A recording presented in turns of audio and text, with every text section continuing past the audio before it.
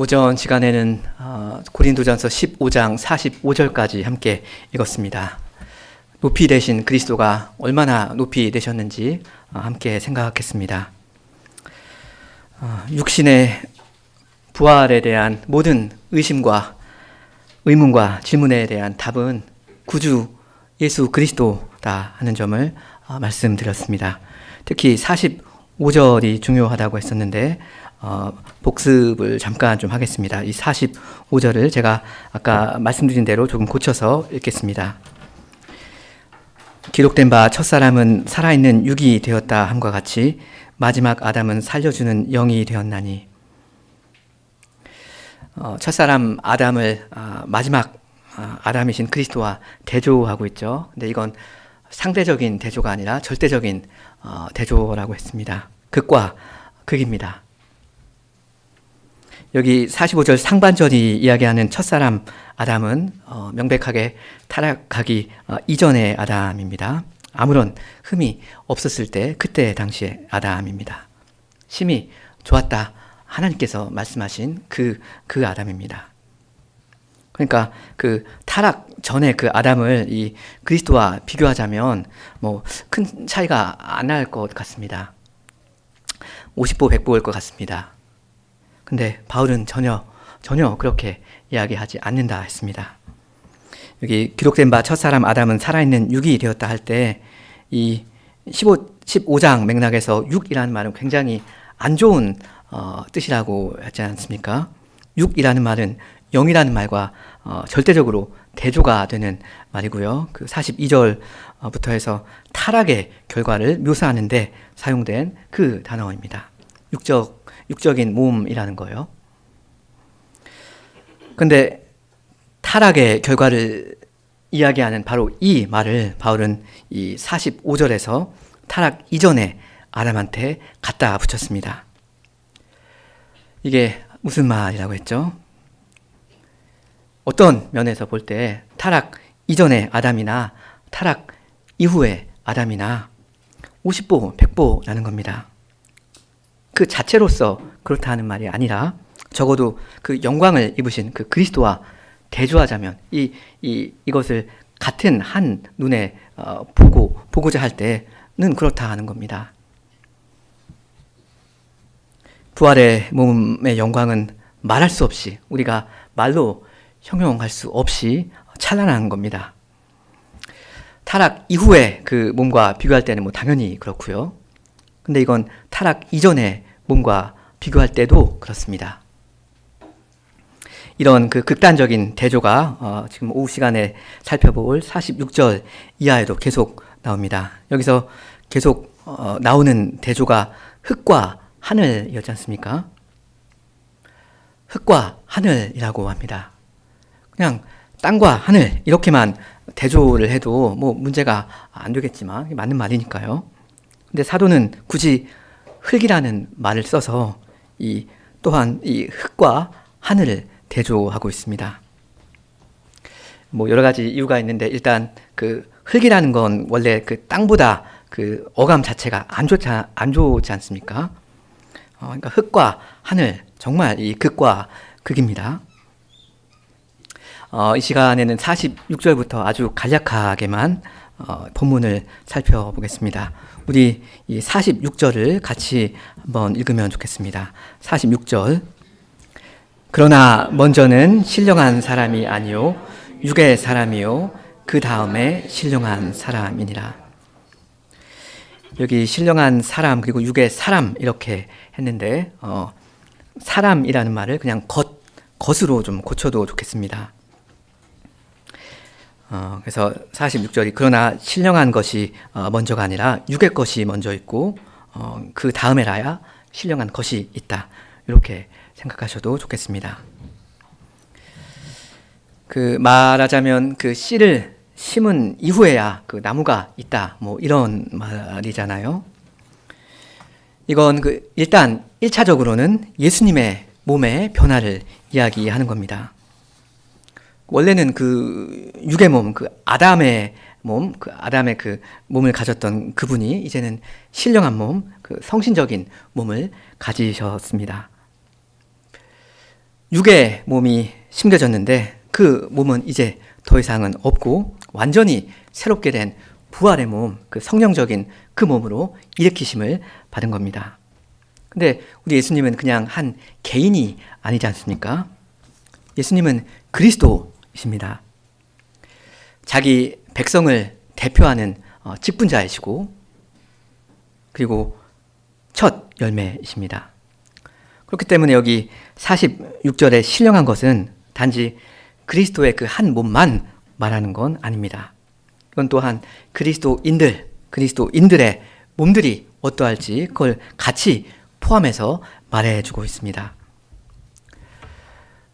우리가 다 이렇게 그 썩을 몸, 욕된 몸, 약한 몸을 입고 신음하고 있지만 이것도 잠깐일 것입니다.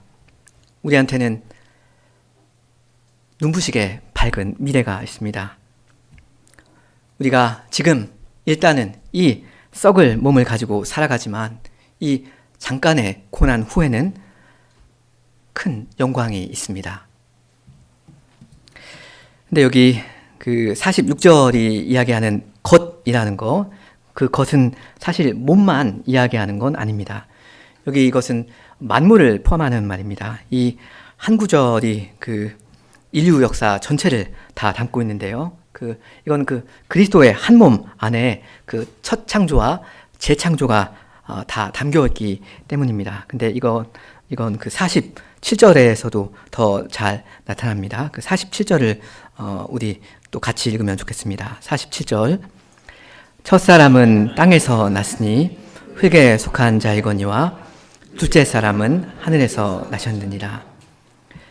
이 47절은 잘 보시면 정말 엄청난 구절입니다. 이 47절의 스케일은 역대급입니다. 이 47절은 만대에 걸쳐 있는 만물을 지금 이야기하고 있습니다. 무슨 말이냐 하면요. 여기 첫사람 그리고 둘째 사람이라는 이 말로 그 빈틈없이 인류 역사를 전부 다 담고 있고요. 첫 사람, 둘째 사람 했으니까 그 두 사람 중에 가운데 그 사이에 아무런 간격이 없다는 이야기잖아요. 이 전체 인류 역사입니다. 그래서 세상 모든 사람들은 이 첫사람 아담 아니면 이 둘째 사람 그리스도께 속해 있지 않습니까? 그리고 여기 땅과 하늘이라는 말이 있는데 이 땅과 하늘이라는 말로 온 세상을 지금 담고 있습니다. 그러니까 시간의 전부와 공간의 전부가 이 47절에 담겨 있습니다. 그러니까 부활, 그리스도의 부활이라는 게 우주적인 어떤 함의를, 의미를 갖고 있는 거죠. 참고로 여기 우리 성경에는 났으니 나셨느니라 이렇게 되어 있는데 사실 그 낫다라는 말은 그 원래는 이제 없는 말이고 해서 빼는 것이 조금 더 좋겠습니다. 이게 형용사인데요, 일종의 첫사람은 말하자면 땅적이었다, 지상적이었다 이런 말이고요. 그리고 둘째 사람은 하늘적이다, 뭐 천상적이다 이 이야기를 지금 하려는 겁니다. 여기 둘째 사람은 하늘에서 나셨느니라 이렇게 번역해버리면 지금 바울 사도가 그리스도의 성육신 사건을 혹시 이야기하는 게 아닌가 이렇게 들릴 수도 있는데 그 말이 아니고요. 둘째 사람은 하늘적이다, 뭐 천상적이다 이걸 지금 말하려는 겁니다. 이건 그리스도의 부활 사건을 이야기하는 구절입니다. 15장 전체 맥락이 그 부활 이야기이지 않습니까? 그러니까 지상적인 몸, 이 육의 몸을 가지고 죽으셨던 그리스도께서 천상적인 그 신령한 몸, 그 성신적인 몸으로 이제 다시 살아나신 겁니다. 근데 이 그리스도께서는 오는 시대를 이 세상에 가져오시고 천상적인 사람이 되셨을 뿐만 아니라 그 오는 시대와 천상적인 사람을 자기 백성한테, 여러분한테 실현시킵니다. 그게 이제 48절부터인데 우리 48절도 함께 읽겠습니다. 48절. 무릇 흙에 속한 자들은 저 흙에 속한 자와 같고 무릇 하늘에 속한 자들은 저 하늘에 속한 이와 같으니. 여기 그 무릇 흙에 속한 자들은 저 흙에 속한 자, 그러니까 첫 아담을 말하는 거죠. 흙에 속한 자, 첫 아담 같고, 무릇 하늘에 속한 자들은 저 하늘에 속한 자, 그러니까 둘째 아담, 그리스도입니다. 그리스도와 같다 합니다. 흙에 속한 사람들, 이 사람들은 다 흙에 속한 아담, 첫 아담과 같다. 반면에 하늘에 속한 사람들은 다 하늘에 속해 있는 이 그리스도, 이 둘째 아담과 같다 하는 말이죠. 이거는 사람이 존재할 수 있는 그 두 가지 그 존재 방식을 이야기하는 겁니다. 인류는 딱 그 두 가지로 두 카테고리로 나뉘는데 이 흙에 속했던지 아니면 하늘에 속했던지 이 둘 중에 하나입니다. 제 3의 방식은 없습니다.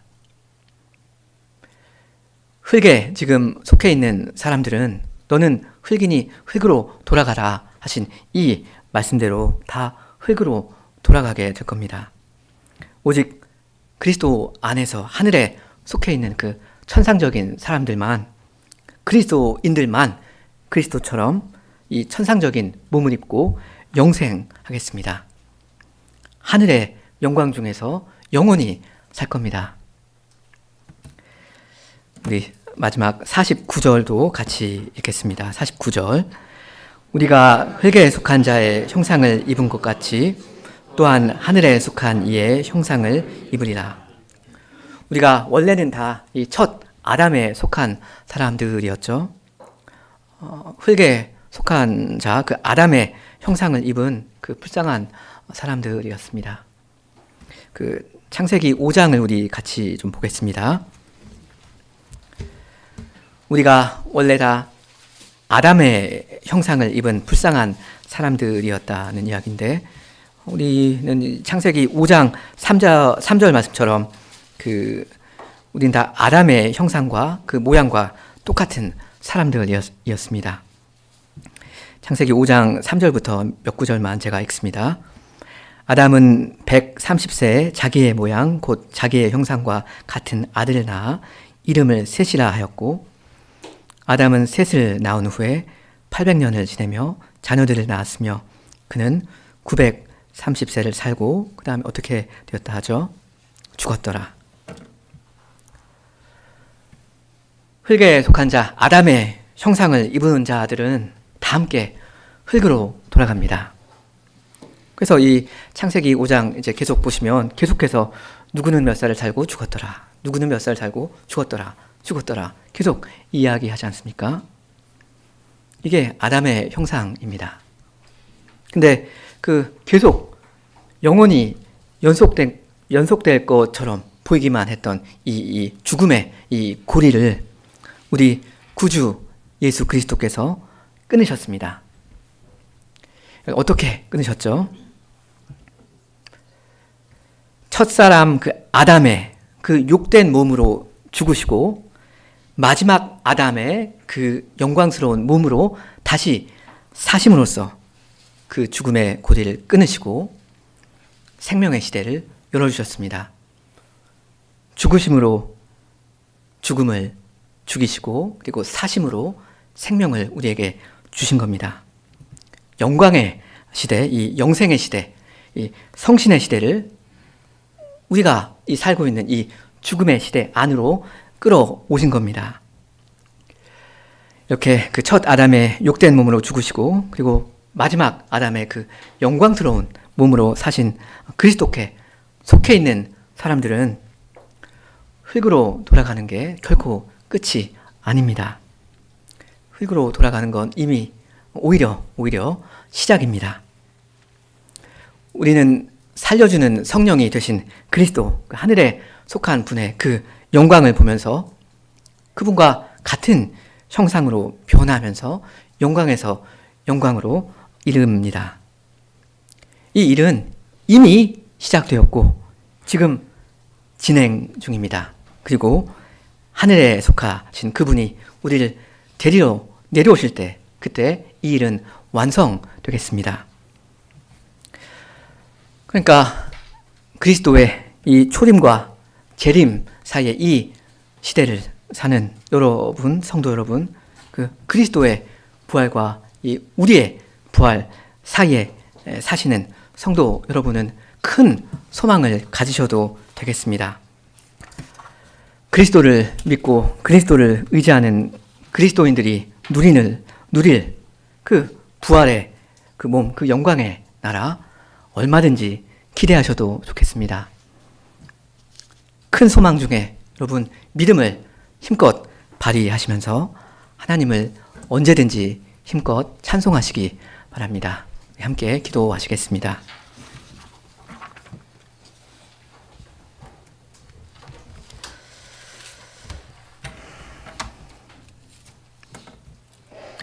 하나님 아버지, 영죽을